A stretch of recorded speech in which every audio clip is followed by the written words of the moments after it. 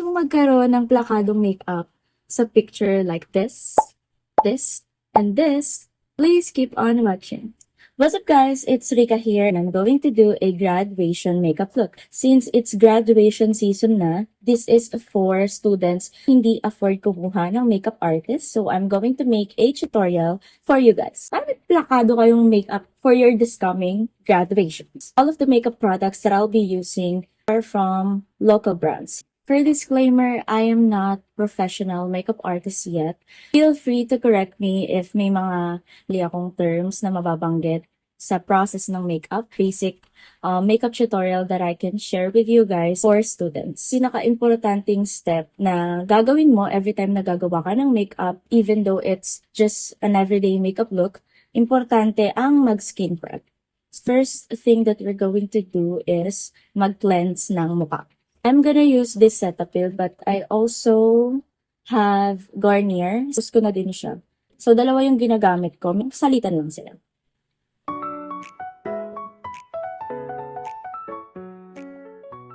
Make sure nyo na pati yung leeg nyo is kini-cleanse nyo din para syempre pantay yung pag-skincare.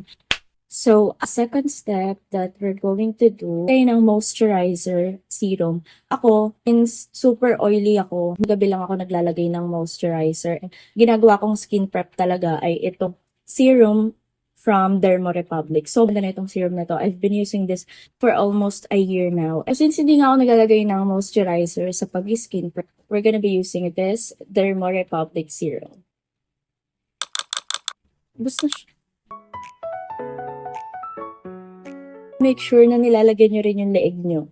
And after the serum, lalagay ako ng sunscreen and gagamitin ko tong from The Original. Sobrang ganda rin For disclaimer lang, itong mga products na ginagamit ko ay hindi porket gumagana sa akin is gagana na rin sa inyo. So it's very important to know your skin type bago kayo bumili ng mga kung ano-ano. Yeah. Since ako, yung skin type ko sa FAS, I have an oily skin. Most of my products are talagang pang oily skin. Hintayin lang natin mag-set yung mga pinaglalagay natin sa mukha. After that, we're gonna put a primer. So, I am using All Matte Invisible Pore Primer Face Mattifying. This is from Kukuryu. I don't know the right pronunciation of this product. Commission ako. And yung target ko talaga is yung mga students na hindi pa afford kumuha ng makeup artist. Siyempre, if may budget kayo, go for it. Dilagay tayo ng primer. If hindi ka nagpa-primer pag nagme-makeup ka, lalo na kapag need mo ng heavy makeup, pwedeng hindi ka mag-primer. Okay, magkikiki ang makeup mo. Ang isa sa magpapatibay ng makeup mo. So, that's why skin prep at primer ang kailangan talaga. Iba nakikita ko naglalagay sila ng face mist. Hindi ko naman na siya ginagawa. Pero pwede mo din gawin if gusto mo. Since tapos na tayo mag-primer, gonna proceed sa next step. That is maglagay ng foundation. I am acidic person. So, yung mga product na nako, lagi sila lighter shade sa usual shade ko. Kasi pagkatagalan, pag nakapag-set siya, alam mo yung nangingitim siya. So, ayun. Make sure nyo rin na i-observe again yung type of skin nyo. Para makapili kayo ng para sa shade face nyo. Gamitin natin itong from Stroke. Ang shade nito is medium 03. Gamit ako nitong spatula.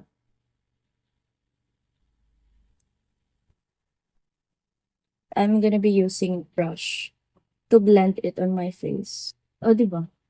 Ang ganda! After the foundation, conceal tayo ng under eye. Dalawa pala yung favorite kong concealer as of now. BLK and then second base ng Colorette. Ubus na nga to sa BLK. Ayun. Yung sa second base ng Colorette, nagigets ko na yung hype. Medyo pricey siya. Pero ang ganda nun. Pag pumapasok ako sa OJT ko, screen lang ako din concealer and that's it. Kahit hindi ka na mag-foundation. Ito yung second base ng Colorette. And I'm in a shade Siargao. Or light medium with cool undertone. Acidic akong tao, so tumagal siya, hindi siya nangingitim sa under. Ang next step muna na gagawin natin is laminate ng brow. Kayo, depende yan sa inyo if anong type of brow na bagay sa mukha nyo or anong trip nyo. Ang gagawin natin, magla-laminate. Nagamit ko lang pala ay eyelash glue. Kasi nakapag-try ako ng ibang eyebrow gel. Pa yung iba, pero hindi nag-work talaga sa akin. Eyelash glue lang talaga ang nag-work sa akin. Literal na kahit matulog ka dyan, kinabukasan, laminated pa rin yung kilay mo. Na-try ko rin yung Lucky Beauty, yung kay Andrea Brillantes. Kasi hindi siya nag-work sa akin. Parang work lang yun sa mga may eyebrows na pag nagla-laminate ako ng brow, hindi yung sobrang laminated. Kasi gusto ko parang medyo natural looking pa rin siya. Second step, i-fill in natin using via eyebrow pencil. Ginagamit ko rin ito sa mga client ko before. And ikaw, if gusto mong mag-practice, alam niyo yung parang natural looking na eyebrow. Mag-stack ka nito. Ang ganda nito.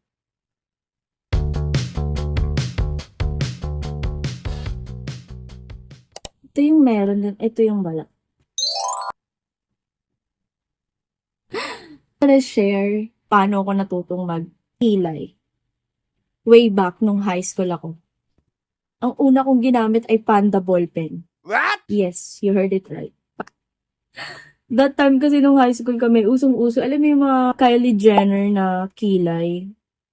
And wala kaming pangkilay noon. Like, naubusan na kami ng pangkilay. So, kilay is life. Pag uwi namin, kulay violet na yung kulay violet kilay namin. Still slay.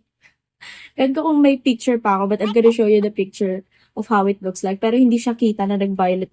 After the kilay, let's blend the concealer. And I'm gonna using a brush. Gamitin yung finger nyo. Just make sure na i-blend nyo siya ng maayos.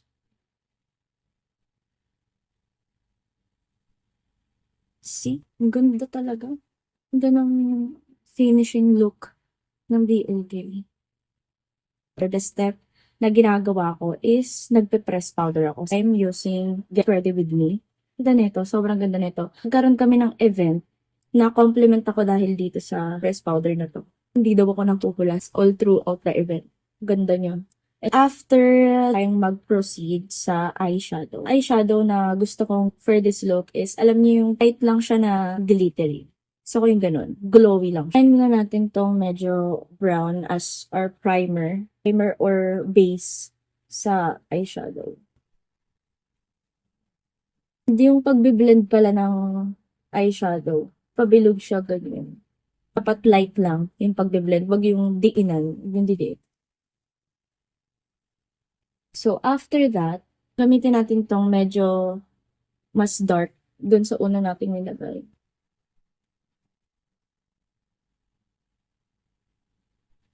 So, ayan. Glitter siya na pink.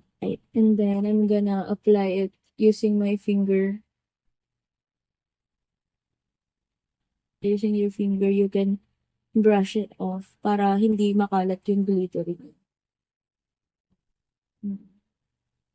Ayun. Kuha lang tayo ng lighter dun sa glittery na una natin nilagay. Gonna be using this one.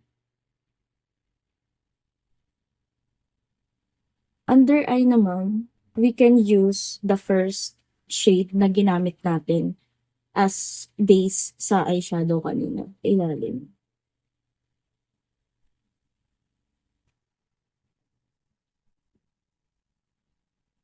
Medyo nakikiliti yung mata. Kaya akala niyo, hindi siya masakit guys, nakikiliti lang yung mata. We can go to the second one. Kung ano lang yung una natin nilagay sa una. Una natin ilagay sa una. Go.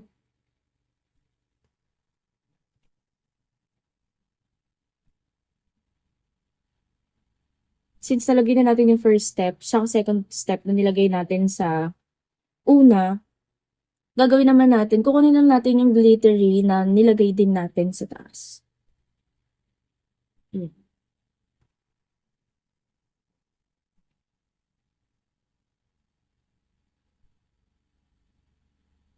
And then, yung second.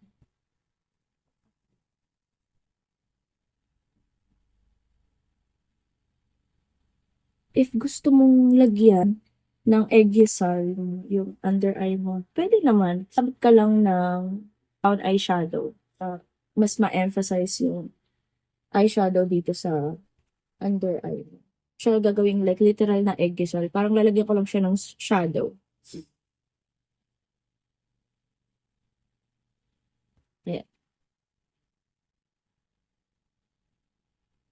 So, after the eyeshadow, then proceed sa blush. Cream blush pala na ginagamit ko as of from Squad Cosmetics. This is in the shade Top Notch. Sobrang pigmented nito, so be careful sa paglagay. Kasi kahit one tap lang yan, sobrang pigmented na yan.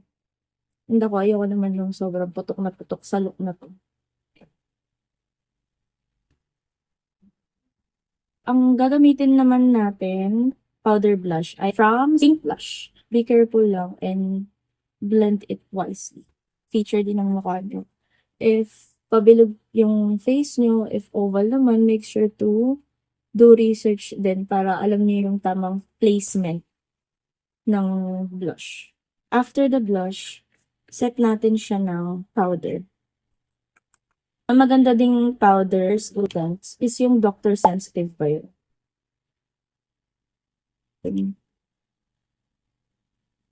Let's proceed sa tour. So, ang gagamitin kong bronzer ay from Easy.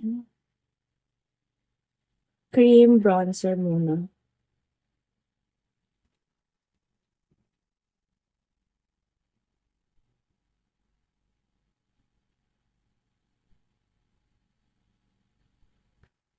Let's brush this powder na sinet natin sa under eye.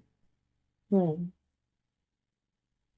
Parang nawawala pa yung pang-contour ko. Kasi yung pang-contour ko. Mahanap yung pang-contour ko, guys. Gawin ko na lang. Brown eyeshadow. Nice!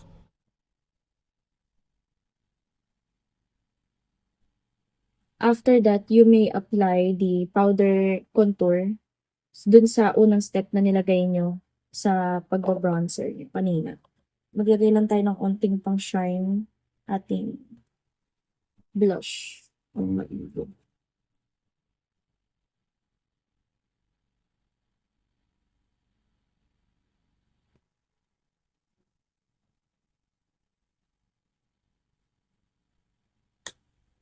Ayan.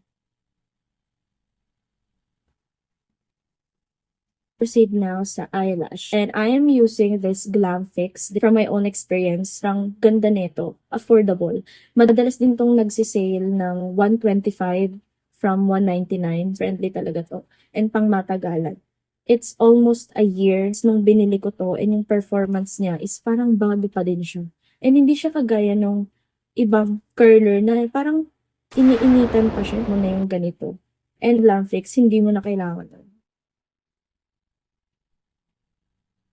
So, let's just curl the eyelashes. For the affordable mascara naman, I can recommend is CZ Mascara. Na to, nung nag-swimming kami, hindi talaga siya natanggal. Hindi siya nag-smudge. Below 150 pesos lang to. Or a student na wala pang budget sa mga high brand. But still, choice mo pa rin. If may pera ka, deserve mo yan. Bumili ka ng mamahal. Go for it. After natin mag-curl ng eyelashes, gamitin ko pala is itong falsies na to. Para lang to sa TikTok naman nagamit ko na. Hindi ko mahanap yung tweezer. Oh my God. Kung saan ko nalagay yung tweezer ko.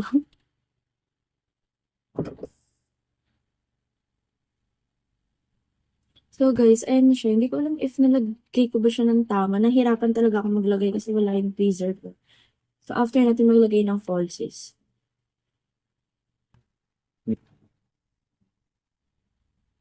Proceed na sa lip. Gagamitin kong lippy is Superstay ng Maybelline by the ginagawa ko minsan is nilalagyan ko ng concealer yung labi ko.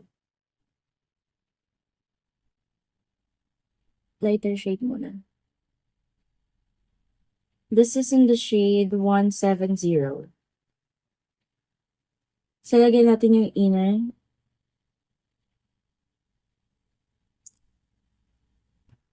So, this is what it looks like. Ako ng shade na ginamit. Parang magka-shade lang sila. Let's put this one. From Dazzle Me in the shade 04. Ayan. Naglagay tayo ng highlighter.